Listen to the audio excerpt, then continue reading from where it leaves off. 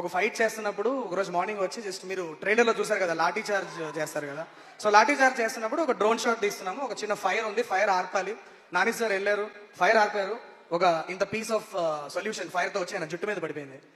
ఒక సెకండ్ నేను మానిటర్లో చూస్తున్నా, సంథింగ్ హ్యాపెన్, నాకు అర్థం కావట్లేదు. ఏదో అయింది, ఏదో తగలబడుతుంది, అందరు మీదకి వెళ్ళారు.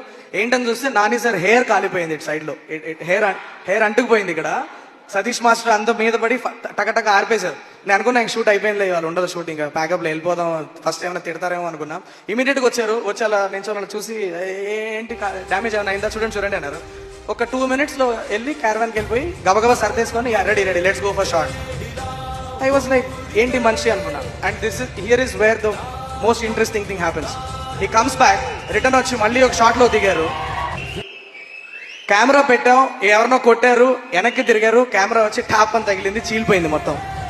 ఇక్కడి నుంచి ఇక్కడ దాకా చీలిపోయింది మీద. బ్లడ్ తరతర వెళ్తుంది.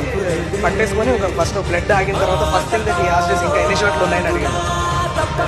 ఇంకా ఉన్నాయి బ్రో, 4-5 షాట్స్ ఉన్నాయంటే బ్లడ్ క్లాట్ అయ్యే వరకు ఆగి ఆ షార్ట్స్ ఫినిష్ చేసి నెక్స్ట్ డే షూట్ ఉంది. నాకు కాశ్మీర్లో -12 degreesలో షూటింగ్ చేస్తున్నాం. అదే రోజు నైట్ ఫ్లైట్ ఎక్కి ఢిల్లీకి వెళ్ళి దాన్ని ట్రీట్మెంట్ చేసుకొని నెక్స్ట్ డే మార్నింగ్ 5 o'clock మళ్ళీ శ్రీనగర్లో దిగి 3 hours ట్రావెల్ చేసి పహల్గామ్లో 9 గంటలకు నాతో షాట్లో ఉన్నాడు మనిషి. That mad passion is very infectious.